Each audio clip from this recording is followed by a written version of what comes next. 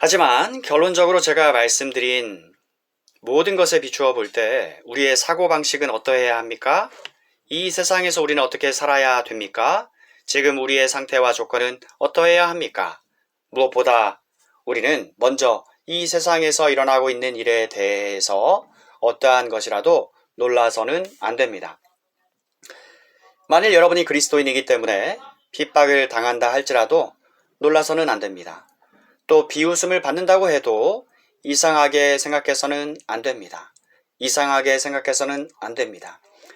사람들이 여러분을 어리석은 자로 생각한다 해도, 여러분을 향해서 악의를 품는다고 해도 이상한 일로 여기지 말아야 합니다. 말아야 합니다. 사도 바울에 따르면 이 세상에서 그리스도인들이 기대해야 하는 일이 오히려 그것이라고 말합니다. 세상이 여러분의 주님을 그런 식으로 대접했었습니다. 여러분은 그분 안에 있습니다. 그들이 여러분에게 똑같은 일을 행할 것입니다. 여러분은 그리스도와 함께 고난을 받고 있습니다. 만일 이 세상에서 일들이 잘 되어가기는커녕 점점 더 무섭게 되어간다 해도 놀라지 마시기 바랍니다. 마시기 바랍니다. 응당 그러려니 하십시오. 모든 피조물이 허무한데 복종하고 있습니다. 그러므로 그 피조물이 어떻게 좀 더 좋은 방향으로 달라지게 될 것이라고 기대는 하지 마시기 바랍니다. 많은 사람들은 그들의 영적인 삶과 체험에 있어 고통을 당하게 되는데, 그것은 일단 그들이 믿고 그리스도인이 되면 더 이상 어려움을 받지 않을 것이라고 믿기 때문입니다. 그들이 믿고 그리스도인이 되면 더 이상 어려움을 받지 않을 것이라고 믿기 때문. 그러나 그것은 기독교가 아닙니다. 그것은 일종의 이단들이 가르치는 윤리의 교훈입니다.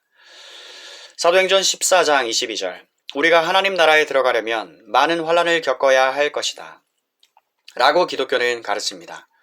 그러므로 여러분은 그것을 기대하고 있어야 합니다. 세상에서는 너희가 환난을 당하나. 요한복음 16장 33. 그것이 우리 주님 자신의 가르침입니다. 또한 사도들의 가르침입니다. 두 번째의 결론은 여러분이 그리스도인으로서 여러분의 믿음과 소망을 사람이 세상적인 조건을 개선해 나갈 수 있는 어떤 일에 걸어서도 안 됩니다. 안 됩니다. 계속적인 개선이란 전혀 있을 수 없을 것입니다. 지금이나 또 다른 어떤 개선점들이 나타날 수 있습니다. 그러나 근본적인 개선은 있을 수 없습니다. 근본적인 개선. 이 세상은 사람에 의해서 되어질 수 없을 것입니다. 그럴 수 없습니다. 그 세상 중심에 와해의 원리, 헛됨과 썩어짐의 원리가 있습니다. 그러므로 그리스도인은 개혁에 관해서 흥분해서도 안 되고, 의회의 입법 조항들로 인해 사람들이 새로운 예루살렘을 가져오게 될 것이라고 느껴서는 안 됩니다. 저는 그러한 유의 설교를 기억해낼 정도로 나이가 들었습니다. 1차 대전까지는 교회에서 그것을 가르쳤어요. 사람들은 그것이 입법 활동을 통해서 새 예루살렘을 건설하게 될 것이라 생각했지요. 그 얼마나 엄청난 넌센스인가요? 이 세상에 있는 어떤 것에도 소망을 가지지 마십시오. 그것으로부터 어떠한 것도 바라지 마십시오. 그렇게 되면 여러분은 낙담하게 될 것입니다. 여러분이 세상에서 많은 것을 기대한다면 여러분은 분명히 낭패를 당하게 될 것입니다. 지금과 같은 세상에 대한 어떤 소망도 없습니다. 또 그 세상이 좋게 조직될 것이라는 어떤 소망도 없어요. 그 소망은 망하게 될 것입니다. 세상은 하나님의 진노 아래 있습니다. 멸망하게 될 것입니다. 사람들이 자기들이 할 수 있는 대로 하라고 내버려 두십시오. 그렇게 해서는 안 된다고 말하지는 않습니다. 또 정치가들이나 정책들을 가져서는 안 된다고 말하지도 않습니다. 할 수 있는 한 악을 어떤 한계에다 가두어 놓도록 하십시오. 그러나 완벽한 세상을 만드는데 사람들이 끝내 성공하게 될 것이라고 생각하지 마십시오. 권세들과 방백들과 다른 자들이 하나님께 의해서 세워졌고 질서를 지키기 위해 권세자들에게 칼이 주어졌는데, 이는 혼란을 막기 위해서 그렇게 된 것을 믿어야 합니다. 혼란을 막기 위해서.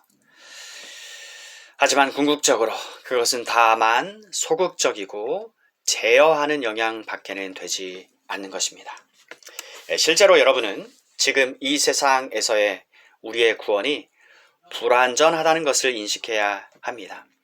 우리는 6장을 공부하기 시작하면서부터 이 세상에서 우리 그리스도인이 구원에 대해서 가지는 지위는 이러하다. 곧 영적인 영역에서는 구원을 이미 받았고 그런 면에서 앞으로도 구원을 받게 될 것이라고 하는 것을 지적해 왔습니다. 그리스도인은 더 이상 아담 안에 있지 않습니다. 그리스도 안에 있습니다. 안전한 상태에 그는 있습니다. 하늘에 있는 영화로운 영들보다 더 안전치 못하나 더 행복하네. 그리스도인이 영에 관해서는 이미 구속을 받았습니다. 그뿐 아니라 사도행전 8장 23절에서 우리는 성령의 첫 열매들입니다. 로마서 8장 23절. 다른 말로 해서 성령은 신자들인 우리 속에 계시다는 것입니다. 성령께서는 우리에게 장차 다가올 영광에 대해서 미리 맛보게 하셨습니다. 우리 속에 있는 성령의 임재는 우리 속에서 거룩하게 하는 성화의 역사를 이룰 뿐 아니라 그 일을 행하고 있는 것입니다. 에베소서 1장 13, 14절. 사도 바울은 그 점을 같은 방식으로 말하고 있습니다.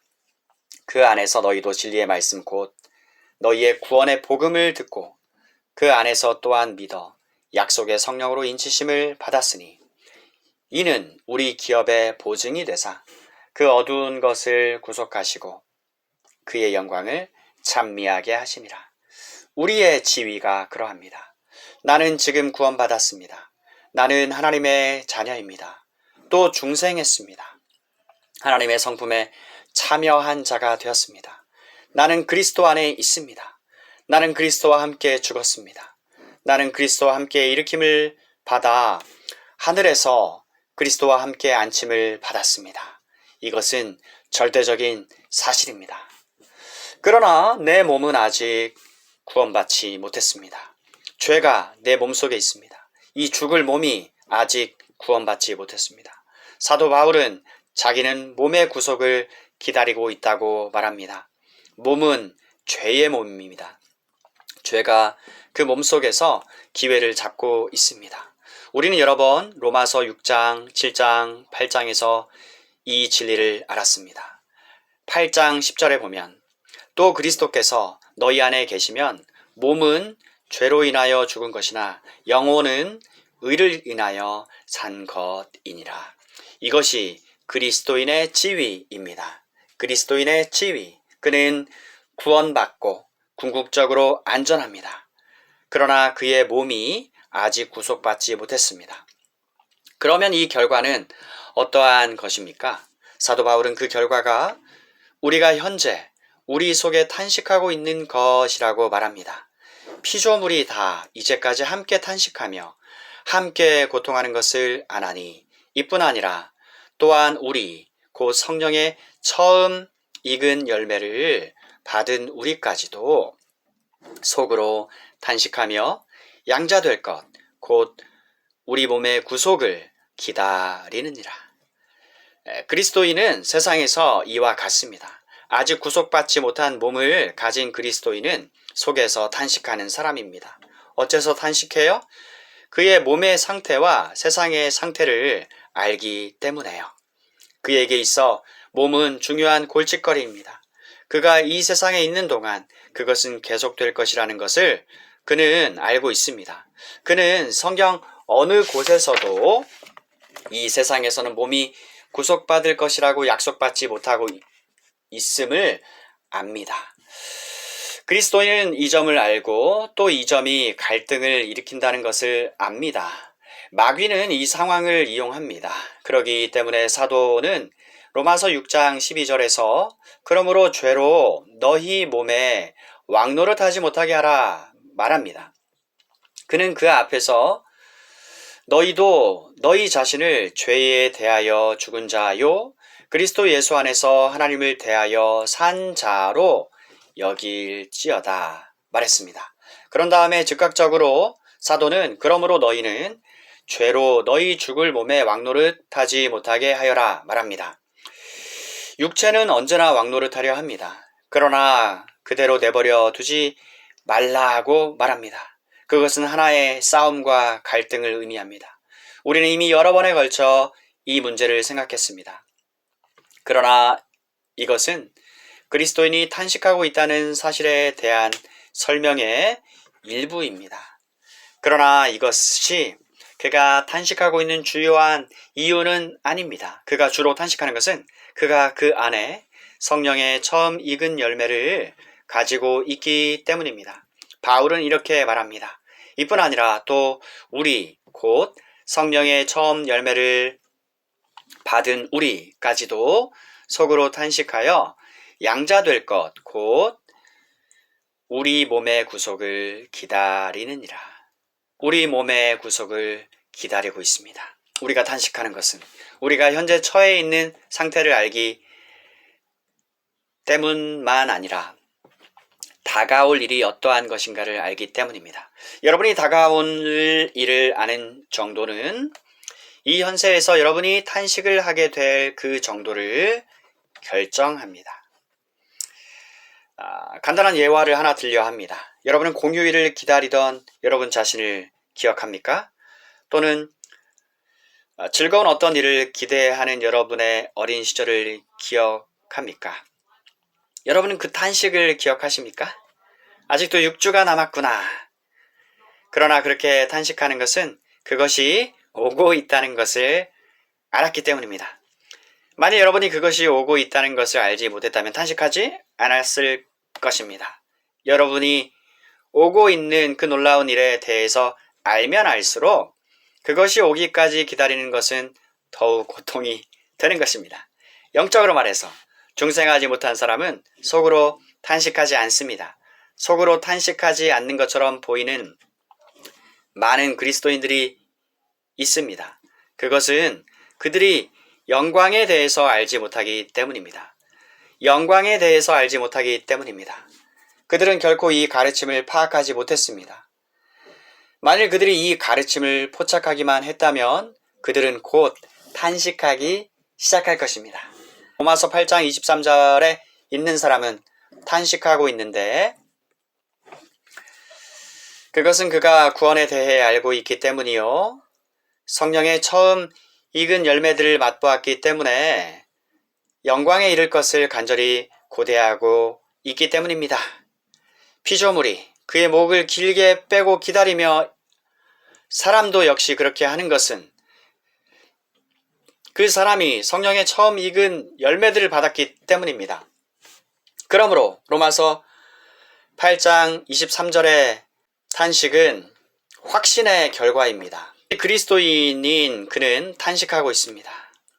그러나 바꾸어 보면 그것은 장차 올 영광을 기다리고 있다는 것과 연결됩니다. 자기의 몸까지도 포함하는 그 영광을 기다리는 것입니다. 이것이 그리스도인의 탄식에 대한 묘사입니다. 양자될 것을 기다리는 것이지 때와 기한을 결정하려 애를 쓰면서 자기 시간을 그리스도인이 허비하는 것을 가리키고 있지 않습니다. 아닙니다. 그리스도인이 아침 신문에서 읽는 모든 일과 예언적 시계화를 합치시켜 보는 것 등의 일이 아닙니다. 아닙니다. 얼마나 많은 그리스도인들이 스스로 예언을 하느라 바쁜지 재림의 날짜를 꼽아 봅니다. 그게 잘못되었을 때는 방황하고 불행하게 되는 일들이 많은데 이는 얼마나 슬픈 일입니까? 사도가 여기서 말하는 탄식은 이러한 것이 아닙니다. 이 영광을 기다리십시오. 양자됨을 기다리십시오. 이것이 성경의 권면입니다. 양자될 것을 기다리라. 디도서 2장 13절 말씀을 보면 복스러운 소망과 우리의 크신 하나님 구주 예수 그리스도의 영광이 나타나심을 기다리게 하셨으니 라고 하였습니다. 베드로후서 3장 12절 말씀을 보면 하나님의 날이 임하기를 바라보고 간절히 사모하라. 그날에 하늘이 불에 타서 풀어지고 체질이 뜨거운 불에 녹아지려니와 말씀하고 있습니다. 신약의 가르침이 그러합니다. 이 문제들에 대해서 마음의 동요를 일으켜서는 안 됩니다. 성도가 먼저 휴거되는 일이 있게 될 것인가? 라는 사소한 문제에 대해서 쓸데없는 소심한 생각으로 거기에 동요되어서는 안 됩니다. 1831년 이후에 인기를 얻기 시작했던 예언적 교훈의 결과로 불행하게 되고 어려움을 겪었던 사람들이 많습니다. 그러나 성경에는 그러한 교훈을 하나도 말하고 있지 않습니다. 우리 앞에 이 위대하고 중추적이고 영광스러운 사실을 보여주고 있습니다. 이것은 잠깐 동안 있어 결국은 마귀가 다시 와서 크게 소란을 피우면 끝나게 될 상태가 아닙니다. 오히려 그것은 하나님의 아들의 복되신 나타내심을 나타내는 것입니다. 신자들을 하나님의 아들들로서 확증하는 것입니다. 하나님의 자녀들과 그분이 함께 나타나는 것을 말하는 것입니다. 이것은 최종적인 구속입니다. 몸을 포함한 전체 피조물이 썩어짐의 종노릇에서 해방되어 하나님의 자녀들의 영광의 자유에 이르게 되는 최종적인 구속입니다. 저는 하나의 시금석과 하나의 실제적인 체험적인 질문을 던짐으로써 이 주제를 마치고자 합니다. 여러분은 이 탄식함에 대한 어떤 것을 알고 있습니까? 여러분 정직하게 나는 속으로 탄식하며 양자될 것, 곧 내 몸의 구속을 기다린다라고 말할 수 있습니까? 그것은 모든 그리스도인들에게 있어서 사실이어야 합니다. 공산주의를 성경의 틀이나 러시아나 다른 것들을 성경의 틀에 맞추려는 헛된 시간을 가지지 마시기 바랍니다. 로마서 8장은 우리를 위로하기 위해 쓰여졌습니다. 우리에게 힘을 주고 우리에게 고난을 참을 수 있도록 하기 위해 쓰여졌습니다. 소위 예언적 책이나 체제와 같은 상세한 문제들로 인해 혼란을 받지 마시기 바랍니다. 사도의 가르침은 복된 소망의 가르침에 관한 것입니다.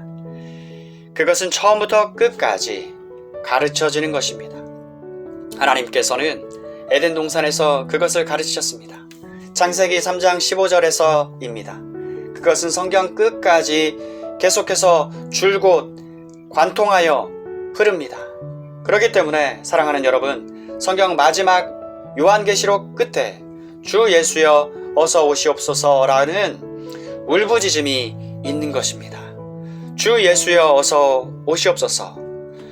오늘 본문의 탄식과 직결되고 있습니다.